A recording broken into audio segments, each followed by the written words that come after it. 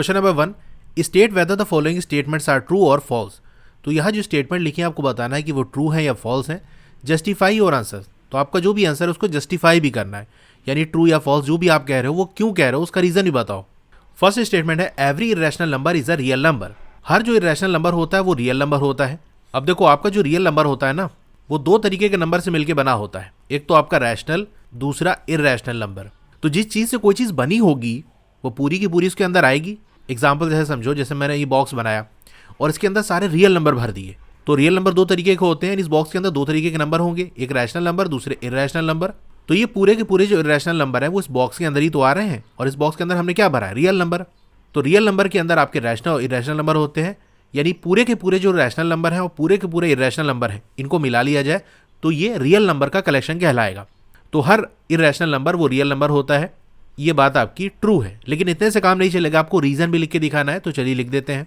अब लिखोगे true since collection of real number is made up of rational and irrational numbers. ये बात सही है क्योंकि रियल नंबर का जो कलेक्शन है वो दो तरीके के नंबर से मिलकर बना होता है, रैशनल और इरेशनल नंबर। सेकंड वाला स्टेटमेंट है every point on the number line is of the form root m where m is a natural number. कह रहा कोई नंबर लाइन बनाओ, उस पर जो भी नंबर हमको देखने को मिलेंगे उसको इस फॉर्म में हम लिख सकते हैं, जहां पर m क्या है, एक नेचुरल नंबर है। चलो इसको हम करके देखते हैं। m हमारा नेचुरल नंबर है ना, नेचुरल नंबर कहाँ से स्टार्ट होता है, 1 से स्टार्ट होता है, यानी m की जगह हम 1 रखते हैं। ठीक है, ये हमारा रूट m है। एक बार m की जगह 1 रख देते हैं तो हमारा क्या आएगा, रूट 1 जो कि 1 होता है। m की वैल्यू अगर हम 2 रख दें तो रूट 2 हो जाएगा, इसकी वैल्यू 1 पॉइंट समथिंग आएगी। m की वैल्यू अगर हम 3 रख दें तो हमारा क्या आ जाएगा, रूट 3 आ जाएगा। m की वैल्यू अगर हम 4 रख देंगे तो हमारा रूट 4 आ जाएगा। रूट 4 आपका क्या होता है, 2 होता है। यानी आप यहाँ देख रहे हो कि m की वैल्यू हम कितनी भी रखते जाए, भाई 1 से स्टार्ट होकर ऐसे ही चलते चले जाओगे, तो जो भी नंबर हमको मिल रहे हैं रूट m के फॉर्म में वो सारे के सारे पॉजिटिव नंबर नहीं है। कोई निगेटिव नंबर आपको दिखा? भाई अगर हम रूट के अंदर कोई भी नेचुरल नंबर रख दें उसकी वैल्यू हमेशा पॉजिटिव ही आएगी, क्योंकि कम से कम जो हम रख सकते हैं वो 1 रख सकते हैं। अच्छा, 0 भी नहीं आएगा।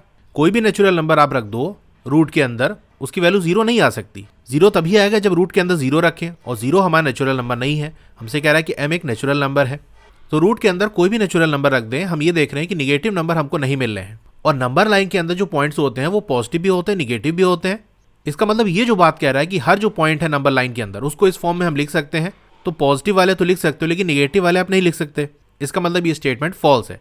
अच्छा, कुछ लोग को ये डाउट आ सकता है कि रूट 4 की वैल्यू 2 और -2 दोनों हो सकती है। अगर आपके पास ये डाउट आ रहा है, इसका मतलब आपने क्लास 8 में अच्छे से नहीं पढ़ाई की है। ये डाउट वहीं क्लियर हो जाने चाहिए थे।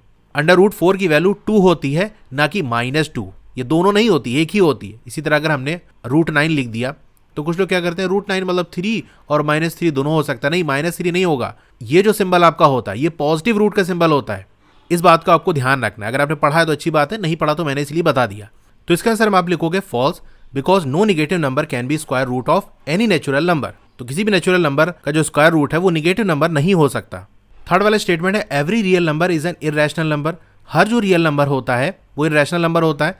तो अभी हमने फर्स्ट वाले में देखा था कि जो रियल नंबर है वो दो तरीके के नंबर से मिलकर बना होता है, एक रैशनल और दूसरा इरेशनल। तो रियल नंबर सारे के सारे इरेशनल नंबर नहीं होते, रैशनल भी होते हैं। तो यहाँ ये बात गलत है। मतलब रियल नंबर के अंदर रैशनल और इरेशनल दोनों आते हैं, तो इरेशनल के अंदर सारे के सारे रियल कैसे आ सकते हैं? ऐसे समझो, आप मान लो रूम के अंदर बैठे हो, तो रूम के अंदर आप हो ना, इसका उल्टा तो हम नहीं कह सकते कि आपके अंदर रूम है। तो अगर इस तरह से मान लो हम सर्किल बनाते हैं, ये हमारा पूरा रियल नंबर है, तो इसके दो पार्ट हम करेंगे, एक तो रैशनल नंबर, दूसरा इरेशनल नंबर। तो ये पूरा सर्किल हमारा रियल नंबर दिखा रहा है, तो इस रियल नंबर के अंदर रैशनल इरेशनल तो है, ये तो हम कह सकते हैं। लेकिन इरेशनल नंबर इसके अंदर रियल नंबर है, ये हम नहीं कह सकते, क्योंकि ये वाला हिस्सा जो रैशनल का पार्ट है वो तो इरेशनल के अंदर नहीं आ रहा ना, वो तो अलग है उसका। तो ये स्टेटमेंट हमारा फॉल्स हो जाएगा। अब देखो, जस्टिफाई आपको करना है आंसर को, तो रीजन लिख के भी बता सकते हो या कोई एग्जाम्पल भी दिखा सकते हो कि देखो ये एग्जाम्पल हमने लिया और ये बात इस तरह से नहीं आ रही है, फॉल्स आ रही है। तो यहाँ हम एग्जाम्पल लेके जस्टिफाई करेंगे। तो आप लिखोगे false. For example 2 is a real number. 2 क्या है, आपका रियल नंबर है, लेकिन ये इरेशनल नंबर नहीं है, क्योंकि 2 आपका रैशनल नंबर होता है। तो कोई भी नंबर चाहे वो रैशनल हो या इरेशनल हो उसको हम रियल नंबर कहेंगे। तो 2 रियल नंबर तो है, लेकिन ये इरेशनल नंबर नहीं है, इसीलिए ये बात हमारी फॉल्स होगी। क्वेश्चन नंबर 1 हो गया।